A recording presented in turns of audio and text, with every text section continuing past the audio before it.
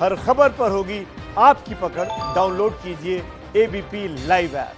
तो 8 बजे की 8 स्पेशल रिपोर्ट जारी है और अब बात 5वीं स्पेशल रिपोर्ट की कर लेते हैं। महाराष्ट्र में कोरोना की वजह से बंद मंदिर और दरगाह समेत सभी धार्मिक स्थलों को आज से खोल दिया गया है। इस मुद्दे पर पिछले दिनों खूब सियासत हुई, मुंबई में प्रदर्शन भी हुए, बात केंद्र और उद्धव सरकार के टकराव तक जा पहुंची। अब आज से मंदिर और धार्मिक स्थलों में श्रद्धालुओं को कोरोना नियमों की कड़ी शर्तों के साथ प्रवेश मिल रहा है, लेकिन सियासत थमी नहीं है। बीजेपी और शिवसेना दोनों ही दलों के नेता एक दूसरे पर अब मंदिर खुलने को लेकर हमला कर रहे हैं।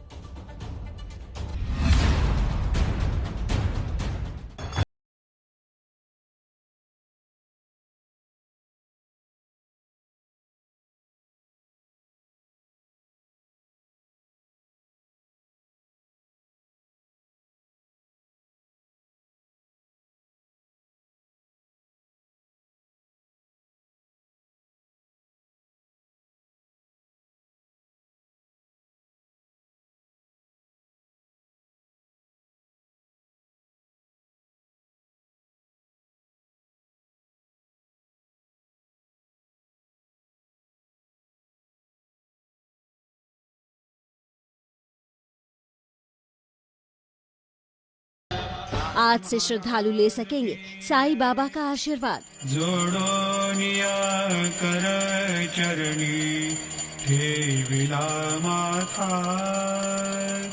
परिसावी विनंती माझी पंढरीनाथा। मुंबई के मशहूर माहिम दरगाह के दरवाजे भी खुले।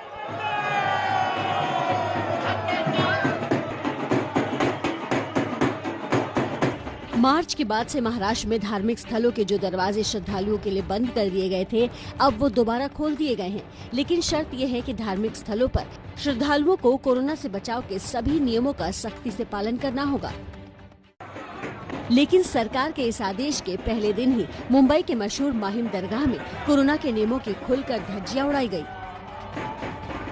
दरगाह खुलने की खबर मिलते ही रात 12 बजे सैकड़ों की संख्या में लोग इकट्ठा हो गए। दरगाह के अंदर जाने के लिए धक्का मुक्की तक होने लगी। इस भीड़ में कुछ लोगों के पास तो मास्क तक नहीं था और जिनके पास मास्क था उन्होंने उसे सही से पहना नहीं था। मास्क पहनने के नाम पर सिर्फ रस्म अदायगी की जा रही थी।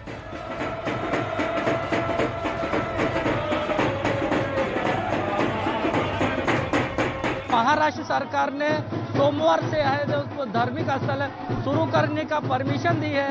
इसके देख के देर रात का समय है। मुंबई का माहिम दरगाह है, ये मुस्लिम धर्म स्थल है, बहुत फेमस है। इस जगह पे देखेंगे बड़ी संख्या में लोग चालू कर दिया गया दर्शन के लिए और इकट्ठा होकर इस जगह कव्वाली करते हुए नजर आ रहे हैं। सभी लोग बड़ी संख्या में पिछले 8 महीने से है सभी धर्मस्थल बंद थे, लेकिन मुंबई में महाराष्ट्र में राज्य सरकार ने है देखिए सोमवार से है 16 तारीख से परमिशन दे दी है। और वही परमिशन की नज़र देख सकते हैं कि देर रात से माहिम दरगाह पे इस जगह पे बड़ी संख्या में लोग इकट्ठा होकर दरगाह के सामने कव्वाली करते हुए और दर्शन लेते हुए नजर आ रहे हैं। भीड़ को देखते हुए दरगाह प्रबंधन ने एक बार में सिर्फ 25 लोगों को ही अंदर जाने का नियम बनाया है। हर व्यक्ति को 5 मिनट में दरगाह से बाहर आना ही होगा। यहाँ स्ट्रिक्ट इंस्ट्रक्शंस है कि जो लोग मास्क में आएंगे उसको ही अलाउ होगा। वहाँ सैनिटाइजर का बंदोबस्त किया गया है, अंदर क्लीनिंग का बंदोबस्त किया गया है। सोशल डिस्टेंसिंग जितनी मैक्सिमम मेंटेन कर सकते हो हम लोग मेंटेन करेंगे। दरगाह में जो जगह लगभग 150-200 लोग की जगह है, बट एक टाइम पे वहाँ अंदर 20 से 25 आदमी को अंदर हम लोग नहीं छोड़ेंगे। सरकार ने सख्त आदेश दिए हैं कि लोगों से मास्क पहनने की शर्त का सख्ती से पालन कराया जाए। भीड़ एकाएक न बढ़े, इसकी जिम्मेदारी भी सरकार ने धार्मिक स्थलों के प्रबंधन को दी है। सरकार के निर्देशों के मुताबिक मंदिर में मूर्तियों को छूने पर पूरी तरह से प्रतिबंध होगा। धार्मिक स्थल परिसर में समूह बनाकर गाने बजाने पर रोक होगी। पवित्र जल बांटने या छिड़कने पर भी पाबंदी होगी। इन्हीं दिशा निर्देशों के तहत मुंबई के मशहूर सिद्धिविनायक मंदिर प्रबंधन ने भक्तों के लिए कुछ और नियम भी बनाए हैं, जिसके मुताबिक मंदिर में 1 घंटे में सिर्फ 100 श्रद्धालुओं को आने की अनुमति होगी।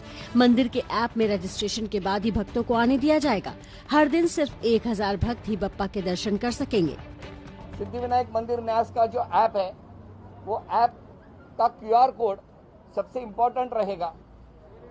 जबकि आप एंट्री करोगे, QR कोड स्क्रीन को टच करने के बाद, स्क्रीन को दिखाने के बाद, अगर आपका बॉडी टेम्परेचर सही हो आपने मास्क लगाया हो तभी एक्सेस बैरियर खुलेगा। शिरडी के साईं बाबा मंदिर परिसर में भी भक्तों को पहले की तरह एंट्री नहीं मिलेगी।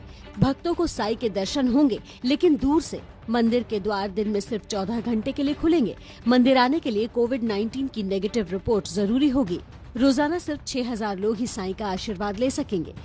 जो भी आदमी 62 साल के ऊपर का है, यानी कि सीनियर सिटीजन है, जो प्रेग्नेंट वुमन है और 10 साल के बच्चों को जो है दर्शन का लाभ नहीं दिया जाएगा। तो मैं सब भक्तों को आह्वान करता हूँ कि ये जो है कि उन्होंने अपने घर पे ही रहना चाहिए। उन्होंने यहाँ पे साईं दर्शन के लिए आने का प्रयास न करें। शिरडी साईं मंदिर की आरती में पहले सैकड़ों लोग शामिल होते थे, लेकिन अब 50 से 80 श्रद्धालु ही आरती में शामिल होंगे। जो साईं मंदिर खुल रहा है तो सब भक्तों के लिए और हमारे लिए भी बहुत खुशी की बात है। सब मतलब अच्छा हो जाएगा। अभी दर्शन होने के बाद बाबा सब ठीक कर देंगे। महाराष्ट्र में धार्मिक स्थलों को खोले जाने को लेकर लगातार सियासत हो रही थी। बीजेपी आरोप लगा रही थी कि अगर सरकार शराब की दुकानें खोलने की इजाजत दे सकती है, फिर धार्मिक स्थलों को क्यों नहीं। और अब जबकि धार्मिक स्थल खुल गए हैं तो सियासी लड़ाई एक कदम और आगे बढ़ गई है। महाराष्ट्र की जनता, सभी संत समाज, साधु समाज, इनके दबाव के आगे महाराष्ट्र सरकार का घमंड चकनाचूर हो गया। उनका अहंकार था मंदिर नहीं खोलेंगे। उनको जनता के दबाव के सामने, संतों के दबाव के सामने झुकना पड़ा। प्रधानमंत्री मोदी जी का आदेश से ही मंदिर बंद किए थे पूरे देश में। तो अगर उनको किसी को लगता है ये हिंदुत्व की जीत है, सिर्फ हिंदुत्व की जीत है, तो ये तो आपके लिए क्या था। मुझे लगता है प्रधानमंत्री मोदी जी को एक पाठशाला या एक चिंतन बैठक में सबको बुलाना पड़ेगा और जीत और हार क्या होती है बताना पड़ेगा।